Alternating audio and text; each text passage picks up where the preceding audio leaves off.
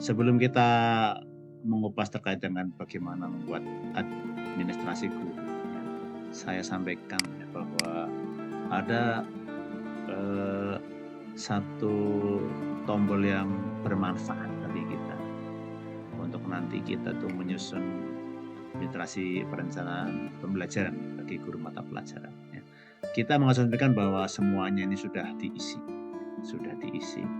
Bapak Ibu kemudian juga sudah mengisi ini identitas sekolah, ya, mapel jam per minggu, kemudian kelas semester kasal atau ganjil atau genap, tahun pelajaran, nama panjenengan, NIP, kemudian nama kepala sekolah, kemudian NIP kepala sekolah, tempat pengesahan, kemudian tanggal pengesahan. Nah, kemudian yang lain-lain tentunya Bapak Ibu sudah mengisi secara lengkapnya, tidak ada yang kurang gitu ya, termasuk nanti sumber belajar sudah diisi sesuai dengan bagaimana seharusnya seorang guru mengisi ya, sumber belajar ya. Itu ditulis secara baik di situ. Kemudian hal yang cukup membantu kita atau membantu Bapak Ibu ya di dalam nanti menyusun administrasi pembelajaran adalah memperhatikan tentang monitor nomor urut KD. Ya. Monitor nomor urut KD ini kita melihat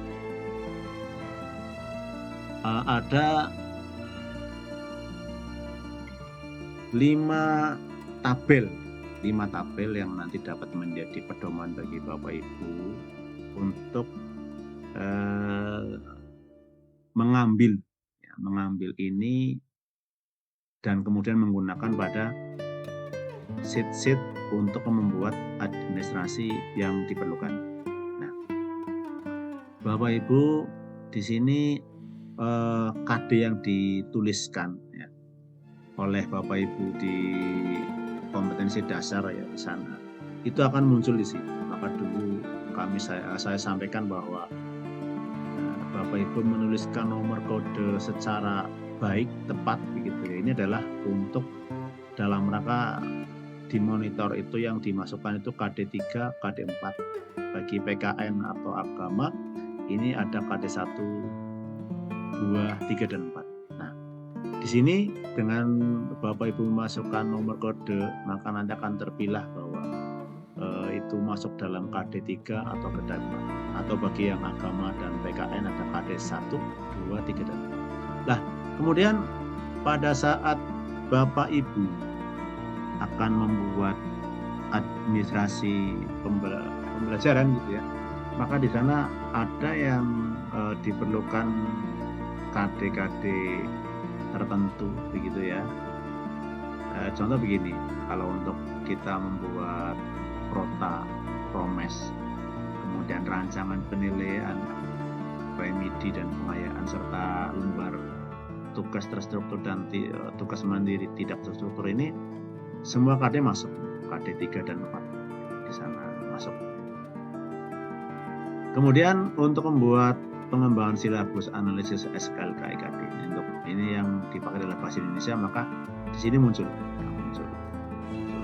Jadi KD-KD yang nanti harus dimunculkan di dalam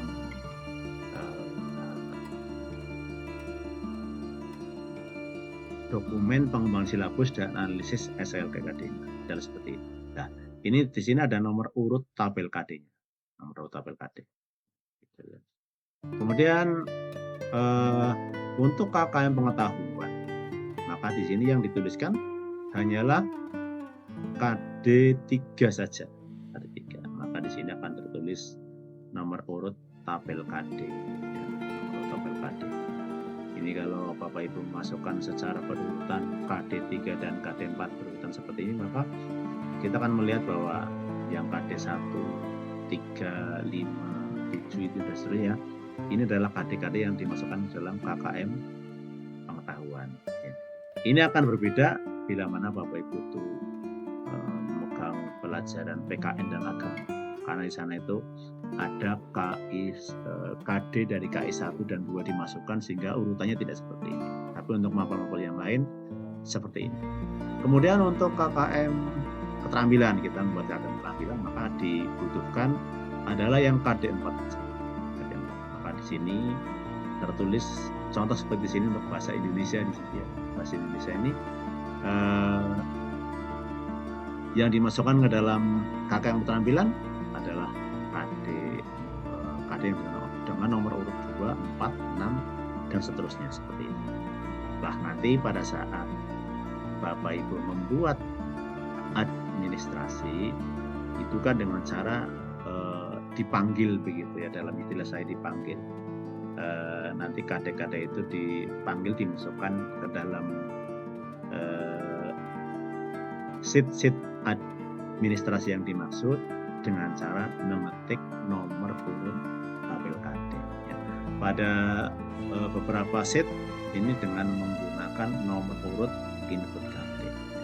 Sedikit saya sampaikan terkait dengan yang dimaksud dengan nomor urut tabel KD dan nomor urut input KD itu adalah istilah saya ya untuk membedakan satu hal dengan hal yang lain. Jadi contohnya ini pada saat input KD semester 1 dan 2, di sini tuh nomor yang di sebelah kiri ya, di sebelah kiri itu saya istilahkan dengan nomor urut input KD semester 1 dan 2. Ini nomornya adalah dari nomor 1 sampai untuk KD sampai 30, kemudian di sini ada nomor urut 31 dan seterusnya sampai 38 ya, ini adalah untuk kegiatan-kegiatan di luar dari KD.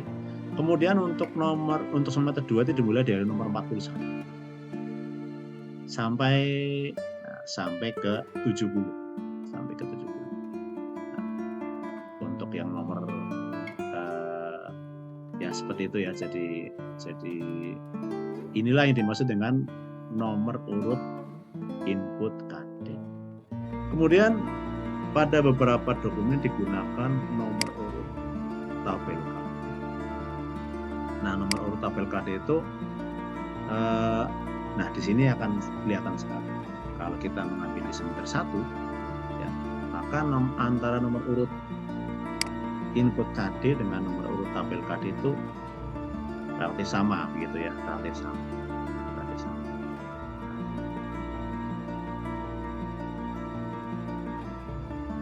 Nah, jadi kalau Bapak Ibu memasukkan sebuah KD ya, bila mana ada yang kosong ini berarti nomor urut tabel KD-nya nggak muncul.